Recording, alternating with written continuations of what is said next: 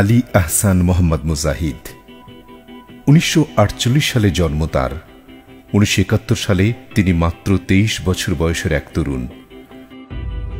শিক্ষা জীবনে ছিলেন একজন মেধাবী মুখ। তিনি মুক্তিযুদ্ধ শুরু হবার মাত্র 2 মাস আগে ঢাকায় এসে ঢাকা বিশ্ববিদ্যালয়ের আইন বিভাগে ভর্তি হন। এছাড়া তিনি চট্টগ্রাম বিশ্ববিদ্যালয় থেকে রাষ্ট্রবিজ্ঞানে কৃতিত্বের সাথে মাস্টার্স ডিগ্রি লাভ করেন। তিনি মেধার স্বাক্ষর রেখেছেন তার কর্মজীবনেও। তিনি বাংলাদেশ পাবলিকেশনস এবং দৈনিক সংগ্রামের সাবেক চেয়ারম্যান, সাপ্তাহিক সোনার বাংলা এর পরিচালক এবং পরবর্তীতে ইংরেজি সাপ্তাহিক দি রাইজিং সানের সম্পাদক হিসেবে দায়িত্ব পালন করে আসছিলেন। রাজনৈতিক জীবনে এক সময়ের জনপ্রিয় ছাত্রনেতা এবং পরবর্তীতে বাংলাদেশ জামায়াতে ইসলামীর সেক্রেটারি জেনারেলের দায়িত্ব পালন করেন। তিনি ছিলেন জোটভিত্তিক রাজনীতির রূপকার এবং সাবেক সফল ও দুর্নীতিমুক্ত সমাজ কল্যাণমন্ত্রী। ১/১১ সরকারের সময় সাহসী ও পরীক্ষিত রাজনীতিবিদ। প্রচলিত মূল্যবোধবিহীন রাজনীতিতে যিনি তার প্রজ্ঞা, মেধা, সততা, রাজনৈতিক স্বচ্ছতা এবং মূল্যবোধের দৃষ্টান্ত দিয়ে সকলের দৃষ্টি আকর্ষণ করেছেন। এছাড়া তিনি অসংখ্য সামাজিক ও ধর্মীয় প্রতিষ্ঠানের পেছনের কারিগর এবং লিয়াজ কমিটির প্রভাবশালী সদস্য। মুক্তিযুদ্ধের পরে যিনি দেশে থেকেই পড়াশোনা করেছেন, চাকুরি করেছেন, যার বিরুদ্ধে মুক্তিযুদ্ধকালীন কোনো অপরাধে বাংলাদেশের কোনো জেলায় একটি মামলা, এমনকি একটি জিডিও হয়নি, সেই নিরীহ ও নির্দোষ মানুষটি যখন হয়ে উঠলেন রাজনৈতিক প্রতিদ্বন্দ্বী এবং জনপ্রিয় নেতা, তখন হঠাৎ করেই স্বাধীনতার 40 বছর পর 2010 সালে যা আগে কখনো শোনা যায়নি, এমন সদ্য গজে ওঠা কিছু অভিযোগের ভিত্তিতে বাংলাদেশের আন্তর্জাতিক অপরাধ ট্রাইব্যুনাল তাকে গ্রেপ্তার দেখায়। তার বিরুদ্ধে তৈরি করা হয় একের পর এক মনগড়া অভিযোগ। ঢাকা বিশ্ববিদ্যালয় আইন বিভাগে ভর্তি হন। 1971 সালে ওনার বয়স হবে 22 থেকে 23 বছর। মাত্র ঢাকা শহরে এসেছেন, পরিচিত হচ্ছেন, রাস্তাঘাট চিনতেছেন, এরকম একটা ব্যাপার। এবং উনি ওনার সম্বন্ধে ওনার বিরুদ্ধে যে অভিযোগগুলো আনা হয় সেগুলো আসলে সত্যের লেশ মাত্র নেই, এই জন্য যে একটা ছাত্রের পক্ষে আসলে কতটুকুই বা কী করা সম্ভব। এখানে একটা হিসাব বুঝতে হবে, সেটা হচ্ছে উনি কিন্তু দলের মহাসচিব 2000 সালে, বা দেশের মন্ত্রী হয়েছেন উনি 2001 সালে। 1971 সালে কিন্তু উনি দেশের মন্ত্রী ছিলেন না। ওই সময় উনি ছাত্র ছিলেন। ওই সময় উনি কোনো সরকারি দায়িত্বও ছিলেন না, দলেরও কোনো দায়িত্ব ছিলেন না। একজন ছাত্রনেতা হিসেবে তার কোনো সরকারি বা বেসামরিক বা সামরিক কোনো পক্ষের কারোর সাথে তার কোনো বৈঠক হয়েছে, কোনো আর্মি জেনারেলের সাথে উনি আদৌ কোনোদিন কোথাও বসেছেন, এরকম কোনো তথ্য বা ছবি আমরা এখনো পর্যন্ত পাই না। এটা আসলে নেই। ছাত্র আন্দোলন ছিল মানুষের, একজন ছাত্রের পাঠ্যবইয়ের বাইরে তার ব্যক্তিত্ব বিকাশ সাধন করার ব্যাপারে একটি সংযোগ। ছাত্র আন্দোলন ছিল একটা ছাত্রের প্রতিভা এবং মেধা বিকাশ সাধন করার একটা সংযোগ। তার বিরুদ্ধে অসংখ্য অভিযোগ সাজানো হলেও এর মধ্যে 6 নম্বর অভিযোগে তাকে মৃত্যুদণ্ড দেয়া হয়। আসুন দেখি কি বলা ছিল এই অভিযোগে এবং এর বিচার প্রক্রিয়া বা কেমন ছিল।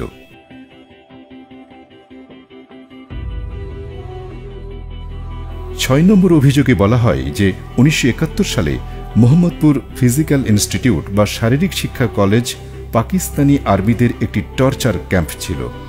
জনাব মুজাহিদের বিরুদ্ধে অভিযোগে বলা হয় তিনি নিয়মিত এই টর্চার ক্যাম্পে যেতেন এবং পাকিস্তানি সেনা কর্মকর্তার সাথে সলা পরামর্শ করতেন। ওই পরামর্শের আলোকেই 10 ডিসেম্বর 1971 থেকে 14 ডিসেম্বর পর্যন্ত বুদ্ধিজীবী হত্যাযজ্ঞ নিধন চলে। এই অভিযোগে ট্রাইব্যুনাল জনাব মুজাহিদকে ফাঁসির দণ্ডাদেশ প্রদান করেন। এই অভিযোগটি সুনির্দিষ্ট নয়। জনাব মুজাহিদ কবে, কাকে, কিভাবে হত্যা বা অপহরণ করেছেন সুনির্দিষ্ট কোনো দিন তারিখ উল্লেখ নেই। কোন আর্মি অফিসারের সঙ্গে কোথায় বসে এই পরামর্শ হয়েছে সে ব্যাপারেও কোনো উল্লেখ নেই। এই পরামর্শের সময় আর কেউ উপস্থিত ছিল কিনা এই মর্মে সুনির্দিষ্ট কোনো তথ্য দেয়া হয়নি। এইভাবে অভিযোগ গঠন 1973 সালের আন্তর্জাতিক অপরাধ ট্রাইব্যুনাল আইনের পরিপন্থী। তাছাড়া কোনো বুদ্ধিজীবী পরিবারের কোনো সদস্য কিংবা যারা এই ফিজিক্যাল ট্রেনিং ইনস্টিটিউটের কথিত ঘটনার ভিকটিম তাদের কারো স্ত্রী বা সন্তান সন্ততি ট্রাইব্যুনালে এসে জনাব মুজাহিদের বিরুদ্ধে কোনো সাক্ষ্য প্রদান করেননি। এই মামলার একমাত্র প্রত্যক্ষদর্শী সাক্ষী রুস্তম আলী মোল্লা। 1971 সালে তার বয়স ছিল 14 বছর। তার বাবা রহম আলী মোল্লা ওই ফিজিক্যাল ট্রেনিং ইনস্টিটিউটের সিকিউরিটি গার্ডের চাকুরি করতেন। সে এখনও জীবিত আছে, কিন্তু রাষ্ট্রপক্ষ তাকে সাক্ষী হিসেবে আদালতে হাজির করেনি। ওই সময়কার প্রিন্সিপাল বা অধ্যক্ষ এখনও জীবিত আছেন, তাকেও এই মামলার সাক্ষী করা হয়নি। তদন্তকারী কর্মকর্তা স্বীকার করেছেন যে তৎকালীন কোয়ার্টারে থাকা কোনো স্টাফ, অধ্যাপক বা অন্য কোনো কর্মকর্তা কর্মচারীকে তিনি এই ঘটনায় জিজ্ঞাসাবাদ করেননি। প্রাপ্তবয়স্ক কাউকে এই ঘটনায় সাক্ষী না করে 14 বছরের একজন বালককে সাক্ষী করা আইনের দৃষ্টিতে গর্হিত কাজ। সে ছিল নাবালক। সে নিজেই স্বীকার করেছে তার বাবা সার্বক্ষণিক গার্ডের কাজ করতেন। এটি হাস্যকর যে সে তার জবানবন্দিতে বলেছে এই ঘটনা সংক্রান্তে সে তার বাবার চেয়েও বেশি জানে। এহেন পরিস্থিতিতে এই সাক্ষীর উপর নির্ভর করে মাননীয় ট্রাইব্যুনাল জনাব মুজাহিদকে বেআইনিভাবে মৃত্যুদণ্ড প্রদান করেছেন। সবচেয়ে বড় কথা হল, তার বাবা রহম আলী বিভিন্ন টিভি সাক্ষাৎকারে ঘটনার বর্ণনা করলেও জনাব মুজাহিদকে তার সাথে সম্পৃক্ত করেননি। বেশিরভাগই দেখছি বিহারি, না বাঙালি খুব কম। দুই একজন বাঙালিও চিনতাম না।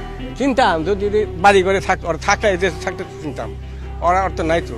মিরপুর আর মোহাম্মদ বিহারি তো চলে গেছে। এই সাক্ষী একজন অসৎ সাক্ষী, কেননা সে জেরায় স্বীকার করেছে, আমি কোনো স্কুলে লেখাপড়া করিনি, তবে চাকুরির জন্য 5ম শ্রেণী পড়া একটি সার্টিফিকেট গ্রহণ করেছি। সে বলেছে, আমার পিতা ফিজিক্যাল ট্রেনিং কলেজের কোন পদে চাকরি করতেন সেটা আমার জানা নাই। এটা কি হতে পারে? কোনো সন্তান তার পিতার চাকুরির পদ ও পদবি নিয়ে কিছু জানবে না? এটা কি সম্ভব? সে আরও জানায়, 1971 সালে ফিজিক্যাল ট্রেনিং কলেজের টর্চার সেন্টারে নির্যাতিত এমন কারো নাম আমি বলতে পারবো না। যাদেরকে টর্চার সেলে নির্যাতন করা হতো তারা বুদ্ধিজীবী ছিল শুনেছি। এরকম মানের কোনো সাক্ষ্য দিয়ে কোনো ব্যক্তিকে আদৌ অভিযুক্ত করা বা এমন কোনো সাক্ষ্যকে গুরুত্ব দিয়ে যদি কোনো সিদ্ধান্তে আসা হয়, তা কি আদৌ গ্রহণযোগ্য হবে?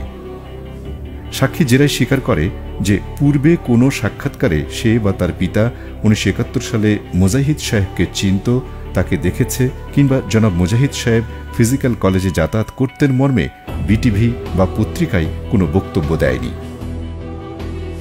যেখানে সকল সাক্ষীর বক্তব্যই অসংযত, যেখানে সাক্ষীদের বিশ্বাসহীনতা আর মিথ্যা কথায় পূর্ণ জালিয়াতি বারবার ধরা পড়েছে, সেইখানে এহেন নিম্নমানের সাক্ষীর মিথ্যা বক্তব্যের উপর নির্ভর করে মৃত্যুদণ্ড দূরের কথা, কোনো মানুষকে একদিনের জন্য সাজা দেওয়াটাও অমূলক। এভাবে হাস্যকর সব বানোয়াট অভিযোগে কোটি মানুষের চোখের সামনে কোনো মানুষকে মৃত্যুদণ্ড দিয়ে দেওয়া হচ্ছে, তা মেনে নেওয়া যায় না। এই অবিচার এবং জুলুমের অবসান এখন সময়ের অপরিহার্য দাবি। মানবতা ও ন্যায় বিচারের স্বার্থে এই বিচার বিভাগীয় হত্যাকাণ্ডের বিরুদ্ধে সর্বোচ্চ সোচ্চার হন।